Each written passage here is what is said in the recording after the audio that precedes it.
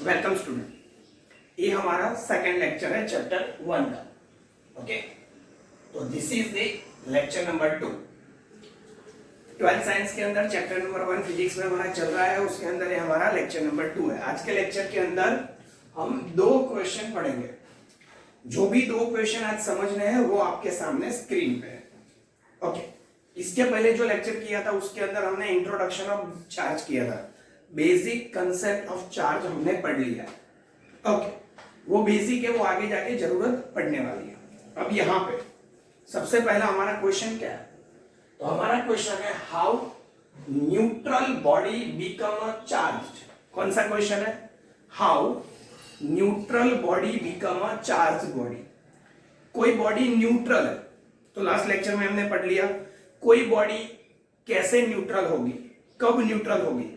तो एक बात फिक्स है, जब उस बॉडी पे number of protons and number of electrons की क्वांटिटी सेम है, यानी number of protons and number of electrons are same. जब उन पर प्रोटॉन और इलेक्ट्रॉन की क्वांटिटी सेम होगी तब वो बॉडी कैसी होगी?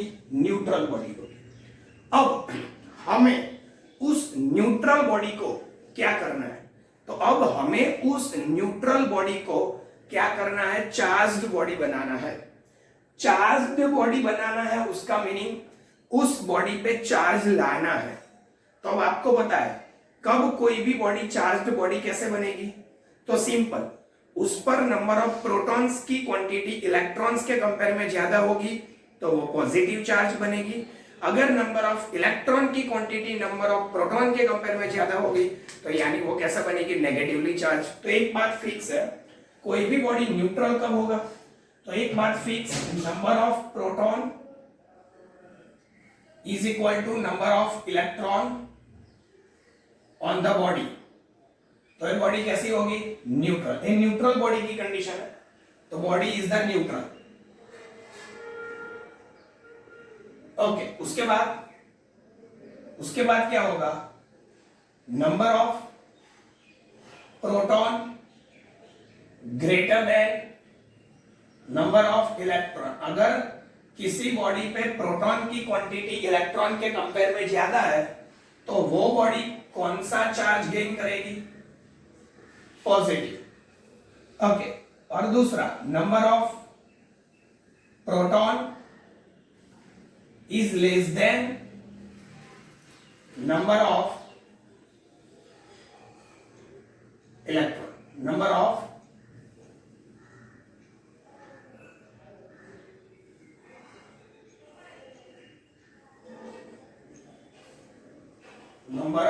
electron। तो वो बॉडी कैसी बॉडी बनेगी? नेगेटिवली चार्ज बॉडी बनेगी। ओके, तो ये सब हम तुम भी और हम भी सब लोग जानते हैं।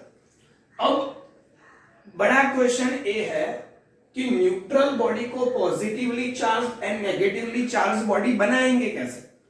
यानी पॉजिटिवली चार्ज बॉडी बनानी है तो उस पर नंबर ऑफ प्रोटॉन्स बढ़ाने पड़ेंगे। अगर नेगेटिवली चार्ज बॉडी बनानी है तो उस पर नंबर ऑफ इलेक्ट्रॉन्स बढ़ाने पड़ेंगे। ओके, तो अब कैसे होता है? तो देखो, इसके पीछे हमें कुछ नहीं करना पड़ता, ये नेचुरली होता है। तो क्वेश्चन है सर नेचुरली कैसे होता है? तो देखो, कोई भी मटेरियल हो, कोई भी ऑब्जेक्ट कैसे बना हुआ है? तो हमारा कोई भी ऑब्जेक्ट कैसे बना है? तो एटम का बना हुआ है। एटम का स्ट्रक्चर क्या है? तो एटम के अंदर एटम कैसे बना हुआ है? तो ये हमारा एटम है, तो this is the centre of the atom. उसके सराउंडिंग के अंदर क्या है? ऑर्बिट्स है, तो ये हमारी ऑर्बिट्स है। अब ऑर्बिट्स के अंदर इलेक्ट्रॉन्स होता है, यस, ऑर्बिट के अंदर इलेक्ट्रॉन्स होता है। और यहां ये जो सेंटर है जिसको हम न्यूक्लियस बोलते हैं, तो इसके अंदर क्या होता है बेटा? प्रोटॉन्स होता है। बोलो, तो एटम के अंदर प्रोटॉन्स कहां होता है? सेंटर के अंदर। जितने प्रोटॉन्स सेंटर में होता है उतने ही इलेक्ट्रॉन्स कहां होता है? ऑर्बिट में होता है। तो जितने प्रोटॉन्स सेंटर में है उतने ही इलेक्ट्रॉन्स ऑर्बिट के अंदर होता है। ये हमारे एटम का क्या है? स्ट्रक्चर। और इसी एटम से ही सारी बॉडी बनी हुई है। कोई भी बॉडी का बेस क्या है? एटम। एटम का बेस क्या है? Proton and electron. ओके, ये सबको पता है। अब देखो आगे, अब क्या होगा, when we rub two body to each other. Suppose मेरे पास क्या है, सपोज मेरे पास एक कपड़ा है और एक पेन है, मैं पेन को कपड़े के साथ रब कर रहा हूं, तो जब हम टू बॉडी को एक दूसरे के साथ रब करेंगे तो क्या होगा, जहां रबिंग हो रहा है, जहां कांटेक्ट हो रहा है, वहां दोनों बॉडी एक दूसरे के साथ क्या होगी, कांटेक्ट में आएगी। जब वो दोनों बॉडी एक दूसरे के साथ कांटेक्ट में आएगी तो होगा क्या, दोनों के एटम एक दूसरे के साथ कांटेक्ट में आएंगे। अब जब दोनों के एटम एक दूसरे के साथ कांटेक्ट में आएंगे तो क्या होगा, देखो suppose this is the body one. Okay, अब मेरे पास एक और दूसरी बॉडी है, दूसरी एक बॉडी ऐसी है जिसके सेंटर यानी कि प्रोटॉन्स, अब ए इसकी ऑर्बिट है, ए इसकी दूसरी ऑर्बिट है और ए इसकी तीसरी ऑर्बिट है। अब जब ये दोनों बॉडी एक दूसरे के साथ कांटेक्ट में आती है तो होता क्या है, तो यहां पे इसके इलेक्ट्रॉन्स होंगे, यस और नो, यस सर इलेक्ट्रॉन्स होंगे, सिर्फ समझाने के लिए ड्रॉ किया है। अब मैं जब इन दोनों बॉडी को एक दूसरे के साथ लेके रब करूंगा तो दोनों के एटम्स एक दूसरे के कांटेक्ट में आएंगे। अब जब दोनों के एटम एक दूसरे के कांटेक्ट में आएंगे तो इस बॉडी के अंदर भी प्रोटॉन्स है, यस है, इसके सेंटर में भी प्रोटॉन्स है। अब होगा क्या, बॉडी वन के प्रोटॉन्स बॉडी टू की लास्ट ऑर्बिट में जो इलेक्ट्रॉन्स होंगे उनको अट्रैक्ट करेंगे, yes.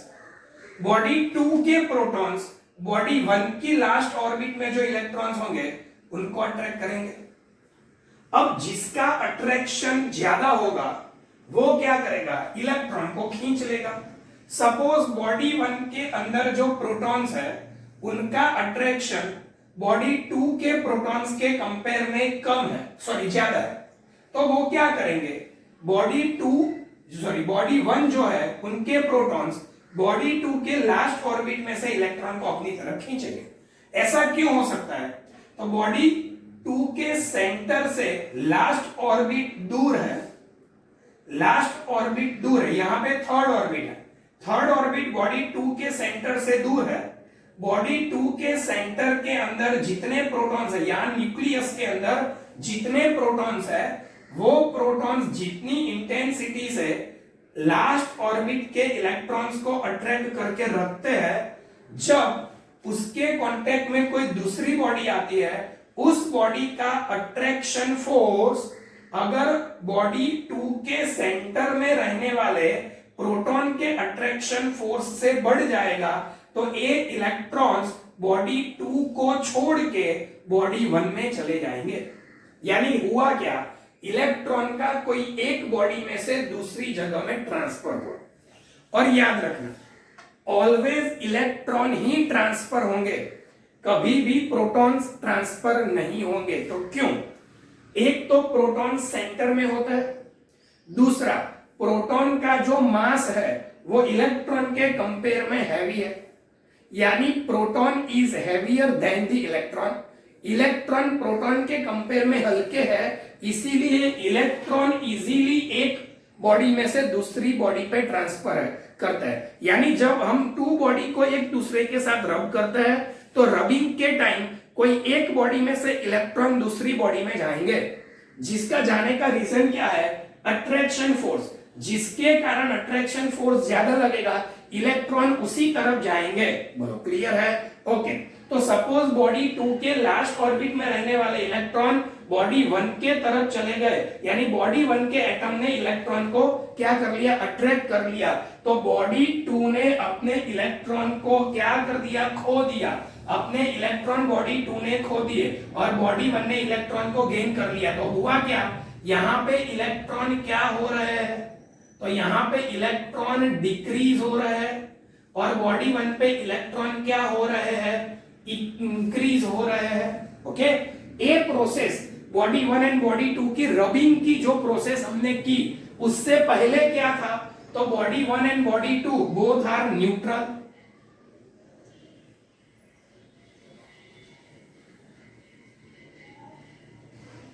Okay, body 1 and body 2 both are neutral at initial. Okay, initially both body are neutral. अब देखो हुआ क्या है, दोनों बॉडी इनिशियली न्यूट्रल है। अब इनिशियली न्यूट्रल क्यों थे, क्योंकि number of proton and number of electron in that body what's happen, both are same, that's why both body are the neutral. But rubbing करने के time when we rub to each other what's happen, electron is transferred from body 2 to body 1, यानी body 2 के अंदर electron decrease हो रहे हैं, body 1 पे electron increase हो रहे हैं। अब देखो बॉडी 2 के प्रोटॉन तो पहले जितने थे उतने ही रहे, उसके प्रोटॉन तो कहीं नहीं गए, बॉडी 1 के प्रोटॉन भी कहीं नहीं गए, जितने थे उतने ही रहे। तो अब बॉडी 1 पे नंबर ऑफ प्रोटॉन के कंपेयर में इलेक्ट्रॉन की क्वांटिटी क्या हो गई, बढ़ गई। रिपीट, बॉडी 1 पे नंबर ऑफ इलेक्ट्रॉन की क्वांटिटी नंबर ऑफ प्रोटॉन के कंपेयर में क्या हो जाती है, इंक्रीज हो जाती है, यानी number of electron increase, number of proton decrease, यानी नंबर ऑफ प्रोटॉन डिक्रीज नहीं हुए। ध्यान रखना, प्रोटॉन तो पहले थे उतने ही है, बट प्रोटॉन की क्वांटिटी के कंपेयर में इलेक्ट्रॉन की क्वांटिटी बढ़ गई, यानी अब बॉडी 1 कैसा चार्ज गेन करेगी, तो बॉडी 1 नेगेटिव चार्ज गेन करेगी। बोलो clear.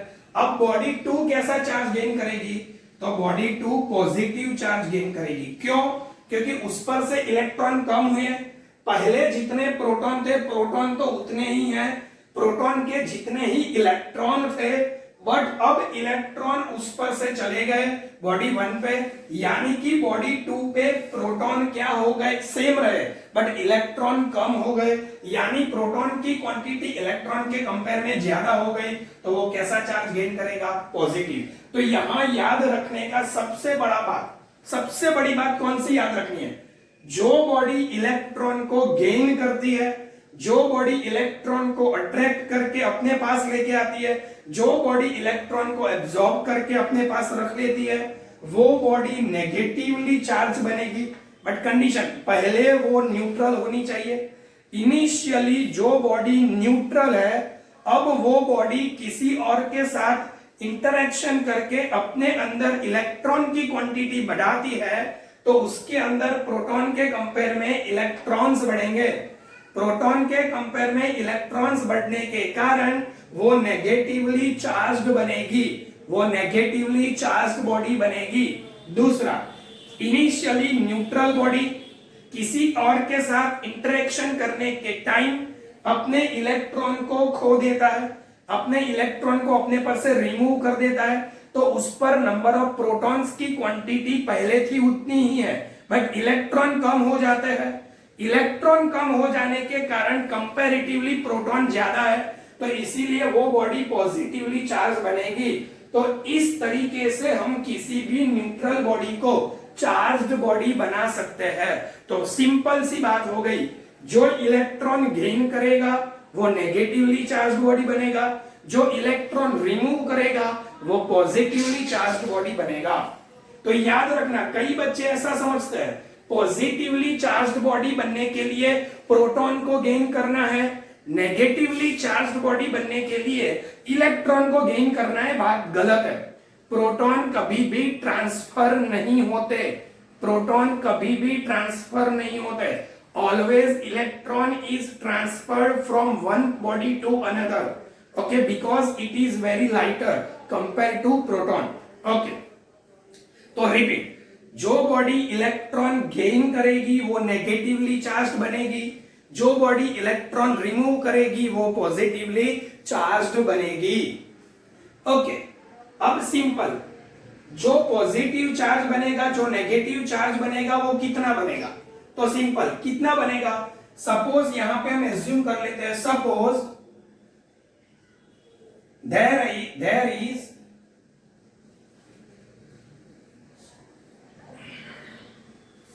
transfer of electron from body 2 to 1, body 2 में से इलेक्ट्रॉन बॉडी 1 पे इलेक्ट्रॉन ट्रांसफर हो रहा है। अब कितने ट्रांसफर हो रहा है, तो मैं ऐसा बोल रहा हूं, number of electron transferred is equal to n is equal to suppose 5। चलो 5 इलेक्ट्रॉन ट्रांसफर हो रहा है, तो बॉडी 1 में से 5 इलेक्ट्रॉन ट्रांसफर हो रहा है, तो बॉडी 2 में से 5 इलेक्ट्रॉन ट्रांसफर हो रहे हैं, तो बॉडी 1 पे पहले प्रोटॉन एंड इलेक्ट्रॉन कैसे थे, सेम थे। चलो मैं एक एग्जांपल के साथ आपको सिखाता हूं, बहुत इजी रहेगा आपके लिए। तो कब कोई बॉडी कैसे पॉजिटिव चार्ज एंड कैसे नेगेटिव चार्ज बनेगी वो तो पता चल गया, बट कितना पॉजिटिव चार्ज एंड कितना नेगेटिव चार्ज बनेगी वो समझा रहा हूं। ये रही बॉडी 1 और ये रही बॉडी 2।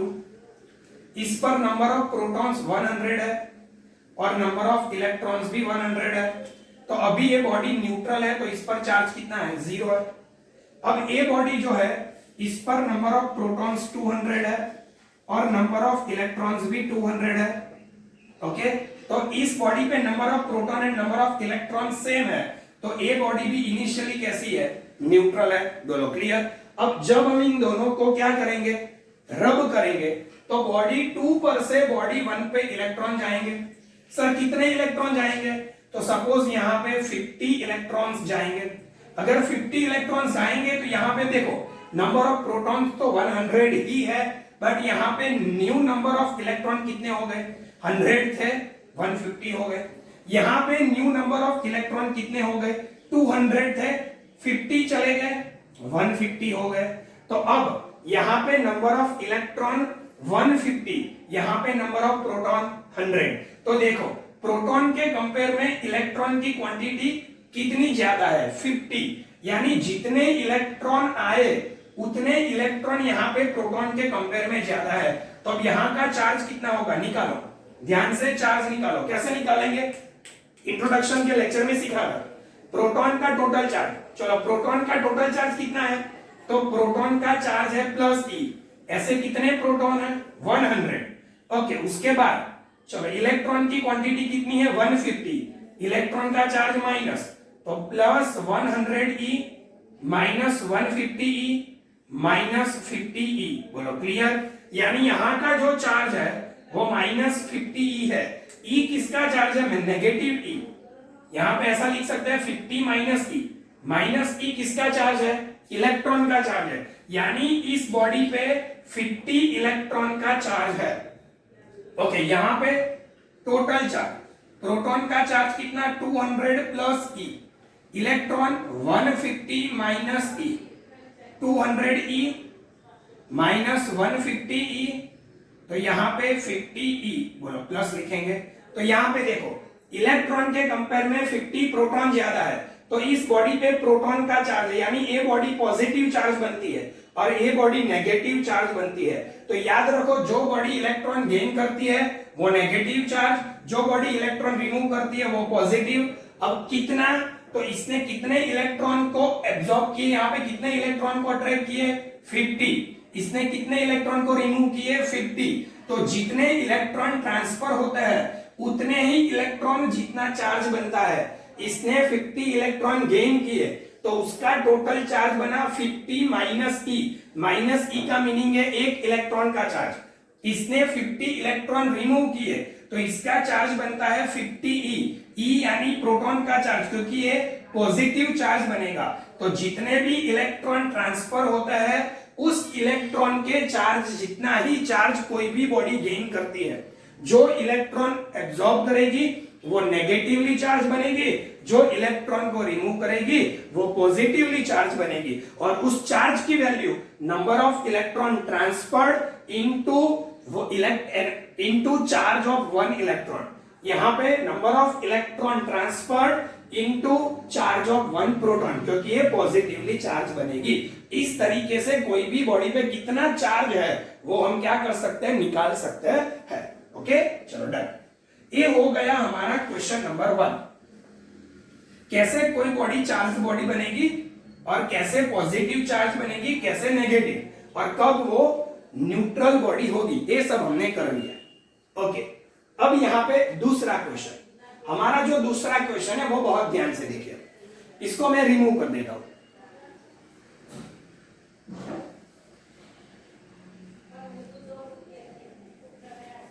ओके, देखो, how can you represent experimentally that there are 2 types of charges.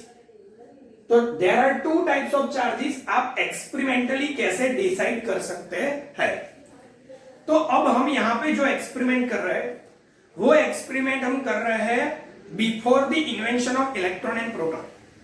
यानी कि ये एक्सपेरिमेंट की बात इलेक्ट्रॉन एंड प्रोटॉन की इन्वेंशन नहीं हुआ था, उससे पहले भी चार्ज थे, बट किसी को पता नहीं था कि ये चार्ज कैसे है, एक चार्ज होने के पीछे रिस्पॉन्सिबल कौन है वो नहीं पता था।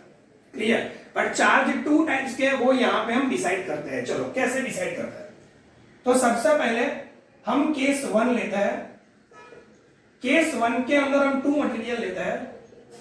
एक लेते हैं ग्लास रोड और दूसरा मटेरियल लेते हैं silk cloth. Okay, glass rod और सिल्क क्लॉथ का एक टुकड़ा लेगा। एक ग्लास रोड को सिल्क के टुकड़े के साथ हम क्या करते हैं, रब करते हैं। अब यहां पे एक्सपेरिमेंटली क्या है समझो। सपोज मेरे पास एक ग्लास रोड है, एक ग्लास रोड है। इस ग्लास रोड को मैं क्या करता हूं, तो इस ग्लास रोड को मैं कागज के टुकड़े छोटे छोटे बना देता हूं। कागज के छोटे छोटे टुकड़ों के पास इसको लेके जाता हूं, तो एक ग्लास रोड कागज के छोटे छोटे टुकड़ों को अट्रैक्ट नहीं करता। बट अब मैं ग्लास रोड को क्या करता हूं, ग्लास रोड को सिल्क के साथ रब करता हूं। सिल्क के साथ रब करने के बाद अगर मैं इसी रोड को कागज के टुकड़ों के पास लेके जाता हूं, तो वो कागज के टुकड़ों को अट्रैक्ट करता है। तो इसका मीनिंग क्या हुआ, पहले इस पर अट्रैक्ट करने की कैपेसिटी नहीं थी, अट्रैक्ट करने की प्रॉपर्टी नहीं थी, बट अब ये अट्रैक्ट कर सकता है। तो इसका मीनिंग पहले इस पर कोई चार्ज नहीं था, बट रब करने के बाद, रबिंग प्रोसेस होने के बाद ग्लास रोड पे इलेक्ट्रॉन को अट्रैक्ट करने की प्रॉपर्टी आ गई, यानी ग्लास रोड पे कोई चार्ज आया। बट ये चार्ज कौन सा है वो तो हमें पता ही नहीं। तो अब हमने क्या किया, हमने 2 ग्लास रोड लिए, एक को रब कर दिया। हमें पता चल गया रब करने के बाद इस पर चार्ज आता है, कौन सा चार्ज आता है वो हमें पता नहीं है। बट एक बात फिक्स हो गई कि ग्लास रोड को सिल्क के साथ रब करेंगे, तो रब करने के बाद ग्लास रोड पे चार्ज आता है। तो जब इस पर चार्ज आ गया, ओके, इसको रख दिया, दूसरे रोड को लिया, दूसरे ग्लास रोड को रब कर दिया, उस पर भी चार्ज आ गया। अब करते क्या है, यहां से सिल्क का एक थ्रेड ले लिया और सिल्क थ्रेड लेके यहां हमने ग्लास रोड को पुट कर दिया। ये कौन सा ग्लास रोड है, जिसको हमने पहले सिल्क के साथ रब कर दिया।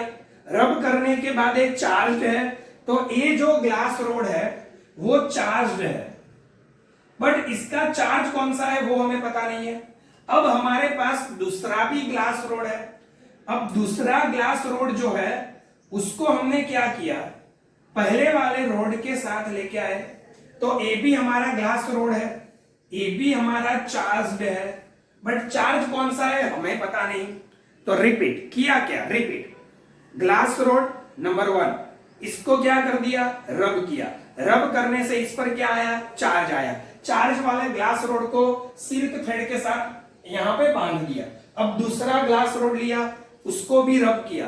रब करने से उस पर क्या आया, चार्ज आया। ये जो चार्ज वाला ग्लास रोड 2 है उसको हम क्या करते हैं, पहले वाले रोड के पास लेके जाते हैं। तो पहला वाला जो रोड है वो इसके कारण रिपल हो रहा है, और रिपल्शन के कारण वो ग्लास रोड जैसे ही 2 को लेके जाते हैं वो यहां से दूर जाता है। यानी यहां पे 2 ग्लास रोड के बीच में क्या हुआ, रिपल्शन। ये एक्सपेरिमेंटली हमने किया। अब एक बात क्लियर है, ये मटेरियल ग्लास है, दूसरा मटेरियल सिल्क है। तो सिल्क के साथ ग्लास को रब किया, 2 टाइम्स रब किया, तो दोनों ग्लास पे जो चार्ज आया होगा वो सेम चार्ज आया होगा।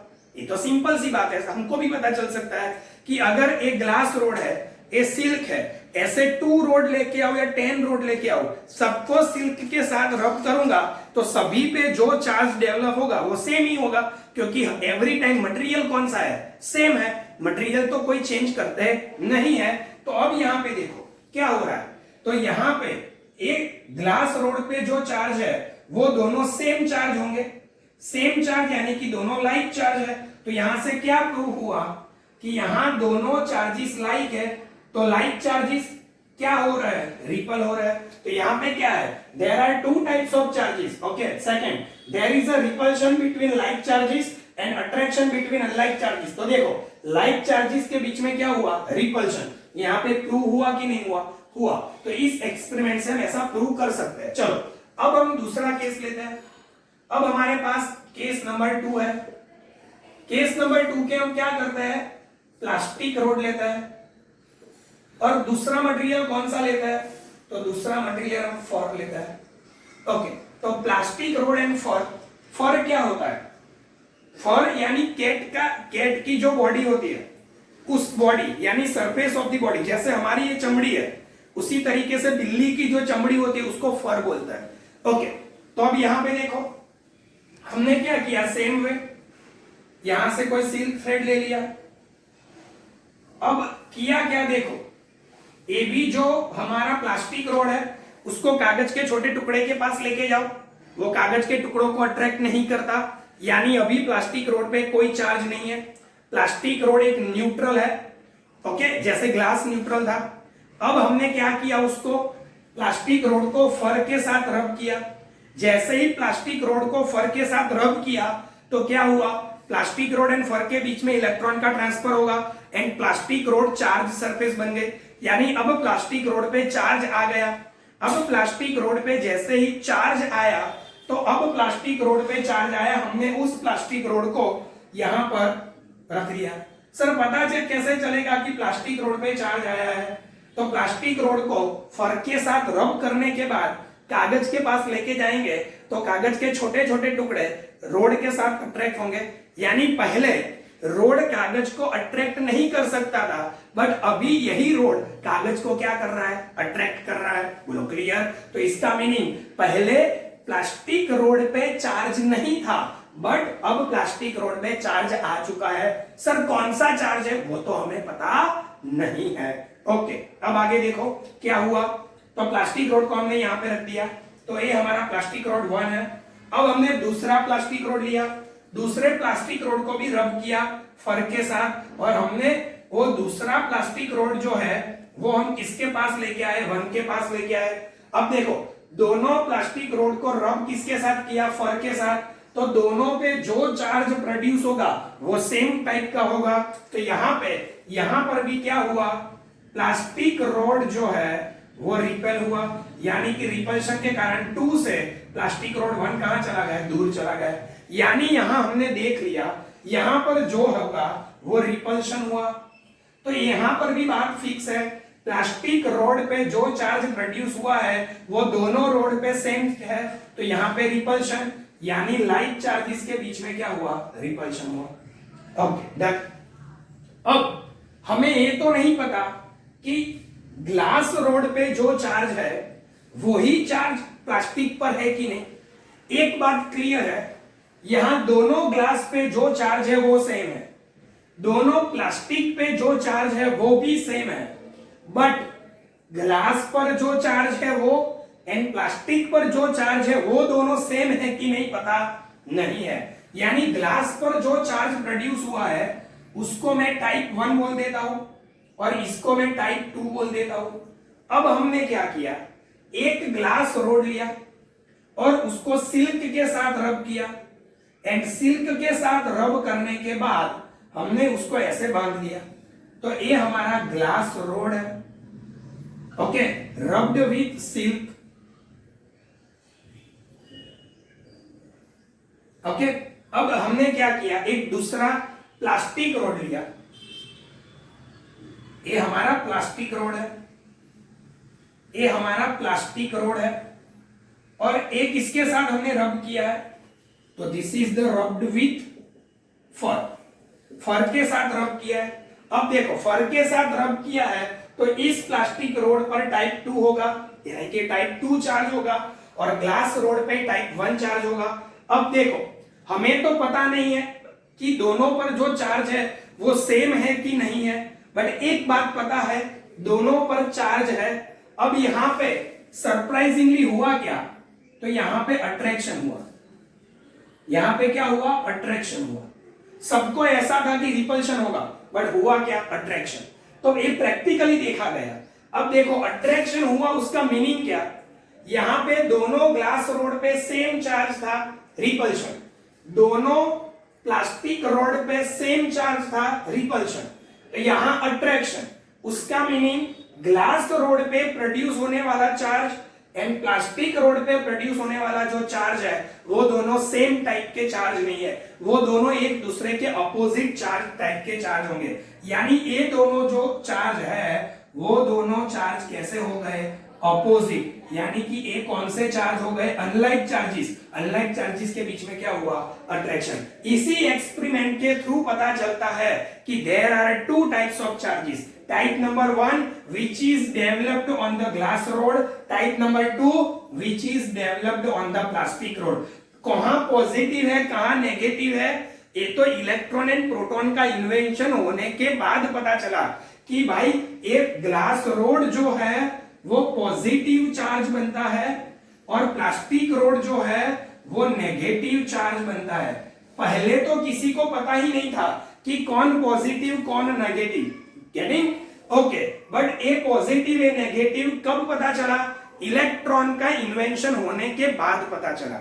बट एक बात फिक्स हो गई, टाइप नंबर 1 जो ग्लास रोड पे है, टाइप नंबर 2 जो प्लास्टिक रोड पे है, अगर दोनों रोड पे प्रोड्यूस होने वाला चार्ज सेम टाइप का होता तो यहां रिपल्शन होना चाहिए, बट यहां पे हुआ क्या, अट्रैक्शन। तो ये क्या रिप्रेजेंट करता है, यहां दोनों पर जो चार्ज है वो अनलाइक चार्जेस होंगे, दोनों अपोजिट चार्जेस होंगे, दोनों सेम टाइप के चार्ज नहीं होंगे। तो इस एक्सपेरिमेंट के थ्रू पता चलता है there are two types of charges and there is a repulsion between like charges and there is the attraction between unlike charges। Clear, इस एक्सपेरिमेंट के थ्रू दोनों कंसेप्ट क्लियर होते हैं। Okay get. अब दूसरा, अगर प्लास्टिक रोड को फर के साथ लेके जाएंगे तो वो फर को अट्रैक्ट करेगा, एंड ग्लास रोड को सिल्क के साथ लेके जाएंगे तो वो सिल्क को अट्रैक्ट करेगा। यानी ग्लास पर जो चार्ज है उसका अपोजिट चार्ज कहां पे प्रोड्यूस होगा, सिल्क पे। प्लास्टिक रोड पे जो चार्ज है उसका अपोजिट चार्ज कहां पे प्रोड्यूस होगा, फर पे। तो plastic and fur attract to each other, glass and silk attract to each other, glass and plastic attract to each other. यानी कि ग्लास एंड प्लास्टिक पे अपोजिट टाइप का चार्ज होगा। ओके तो एक एक्सपेरिमेंट हो गया, गेटिंग। चलो अब हम दूसरा एक्सपेरिमेंट करते हैं। बट यहां पे एक सबसे बड़ी बात फिजिक्स के लिए, अब ये जो अट्रैक्शन हुआ, जैसे ही अट्रैक्शन होता है इन दोनों के बीच में कांटेक्ट होता है। जैसे ही कांटेक्ट होता है यानी अट्रैक्शन हुआ। एक ग्लास रोड, ध्यान से देखना, एक ग्लास रोड और ये जो है प्लास्टिक रोड। जैसे ही प्लास्टिक रोड को पास में लेके गए ग्लास का अट्रैक्शन हुआ, इन दोनों का अट्रैक्शन हुआ। अट्रैक्शन होने के बाद जब हमने इन दोनों को दूर किया, अट्रैक्शन बंद कर दिया, यानी कि कांटेक्ट हुआ, कांटेक्ट दूर किया, अट्रैक्शन के कारण कांटेक्ट हुआ, कांटेक्ट हमने रिमूव किया। अब ये प्लास्टिक रोड जो चार्ज था, अब हमने इसको अगेन कागज के पास लेके गए तो अब ये कागज को अट्रैक्ट नहीं करता था। ग्लास रोड को कागज के पास लेके गए, वो कागज को अट्रैक्ट नहीं करता था। रिपीट ध्यान से, जो ग्लास रोड सिल्क के साथ रब करते हैं उसको कागज के पास लेके जाते थे तो कागज के छोटे टुकड़ों को अट्रैक्ट करता था, वो रिप्रेजेंट करता था ग्लास रोड पे क्या है, चार्ज है। प्लास्टिक रोड को फर के साथ रब करने के बाद कागज के छोटे छोटे टुकड़ों के पास लेके गए, कागज के छोटे छोटे टुकड़े अट्रैक्ट हुए, उसके कारण प्रूव होता था कि भाई प्लास्टिक रोड पर चार्ज है। बट अट्रैक्शन के कारण दोनों का कांटेक्ट हुआ, कांटेक्ट इन दोनों का कांटेक्ट रिमूव किया। कांटेक्ट रिमूव करने के बाद जब हम इन दोनों को कागज के छोटे टुकड़े के पास लेके गए, कागज के छोटे टुकड़े अट्रैक्ट नहीं होते, तो इसका मीनिंग क्या हुआ, इन दोनों ने अपना चार्ज घुमा दिया, इन दोनों पर से चार्ज चला गया। तो याद रखो इन दोनों पर चार्ज कब तक था, जब तक इन दोनों का एक दूसरे के साथ कांटेक्ट नहीं हुआ था। बट जब इन दोनों का एक दूसरे के साथ कांटेक्ट हुआ, इन दोनों का चार्ज 0 हो गया, चार्ज छूमंतर हो गया। तो याद रखो ये जो ग्लास रोड है उस पर पॉजिटिव चार्ज है वो तो पता चल गया है, ये नेगेटिव चार्ज है। तो इसका मीनिंग क्या हुआ, कोई पॉजिटिव चार्ज एंड कोई नेगेटिव चार्ज वाले दो पार्टिकल को एक दूसरे के साथ कांटेक्ट करवाएंगे तो वो दोनों एक दूसरे की इफेक्ट को कैंसिल कर देंगे। पॉजिटिव नेगेटिव की इफेक्ट को कैंसिल करेगा, नेगेटिव पॉजिटिव की इफेक्ट को कैंसिल करेगा। ये दोनों ने अपना चार्ज घुमा दिया, इन दोनों का चार्ज रिमूव हो गया। तो यहां दो अपोजिट टाइप के चार्ज जब एक दूसरे के कांटेक्ट में आते हैं तो वो दोनों एक दूसरे की इफेक्ट को कैंसिल आउट करते हैं। बट कब, दोनों की क्वांटिटी, दोनों की चार्ज वैल्यू सेम होनी चाहिए। तो दोनों पर प्रोड्यूस होने वाले चार्ज अगर सेम है तो दोनों एक दूसरे की इफेक्ट को क्या करते हैं, कैंसिल करते हैं। क्लियर? ओके, तो ये आपका क्वेश्चन है। और इस क्वेश्चन के अंदर एक दूसरा इजी क्वेश्चन है, वो बहुत ही इजी है। कैसे, देख लो कैसा इजी है। तो यहां पर हमने एक पीथ बॉल लिया है। पीथ बॉल क्या है, तो पीथ बॉल पॉलीएस्टर मटेरियल से बने हुए दो छोटे छोटे बॉल है और पॉलीएस्टर मटेरियल के दो छोटे बॉल जो होते हैं उन पर, और बहुत हल्के होते हैं, और उन पर कंडक्टर मटेरियल का कोटिंग किया होता है। तो ऐसे हमारे पास दो पीथ बॉल है, pith ball number 1 and pith ball number 2। तो ये जो दोनों पीथ बॉल है, दोनों पीथ बॉल को हम क्या करते हैं, देखो इस तरीके से यहाँ पे बंधा हुआ है। तो ये दोनों पीथ बॉल है। अब ये दोनों पीथ बॉल पर हमने जो ग्लास रोड लिया है जिसको हमने सिल्क के साथ रब किया है, तो सिल्क के साथ रब किया हुआ ग्लास रॉड इन दोनों को कांटेक्ट करवा दे। अब जो चार्ज ग्लास रोड पे था अब इन दोनों पे आ गए।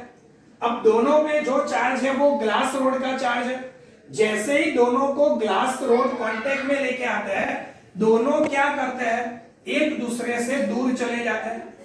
तो एक और एक्सपेरिमेंट हो गया सर, ग्लास रोड पे जो चार्ज था, जैसे ही ग्लास रोड को दोनों पीथ बॉल के साथ कांटेक्ट में लेके आते हैं तो ग्लास रोड पर से चार्ज पीथ बॉल को मिलता है, और जैसे ही पीथ बॉल को चार्ज मिलता है वो दोनों एक दूसरे से दूर चले जाते हैं, यानी दोनों के बीच में रिपल्शन होता है। तो ऐसा क्यों हुआ, क्योंकि दोनों पर जो चार्ज प्रोड्यूस हुआ है वो ग्लास रोड से आया है। अब ग्लास रोड पे जो चार्ज था वही चार्ज दोनों पे, यानी दोनों पर जो चार्ज होगा वो कैसा होगा, सेम।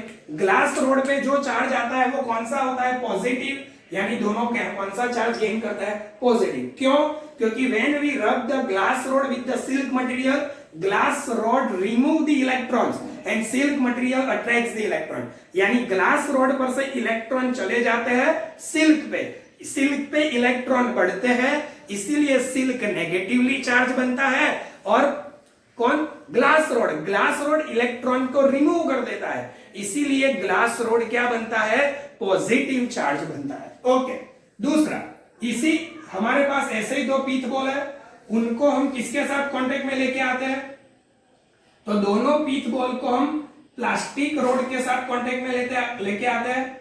ये प्लास्टिक रोड कौन सा है, जिसको हमने फर के साथ रब किया है। तो प्लास्टिक रोड को फर के साथ रब करने के बाद उनको पीथ बॉल के साथ कांटेक्ट करवाता है, तो दोनों पीथ बॉल पर प्लास्टिक रोड का चार्ज चला जाता है। चार्ज प्लास्टिक रोड से पीथ बॉल पे ट्रांसफर हो जाता है। अब यहां प्लास्टिक रोड पे नेगेटिव चार्ज है, तो दोनों पीथ बॉल कहां चले जाते हैं, एक दूसरे से दूर चले जाते हैं, दोनों के बीच में रिपल्शन हो रहा है। तो अब यहाँ पे ध्यान से देख सकते हो सर, लाइक चार्जेस है, दोनों पॉजिटिव लाइक चार्जेस,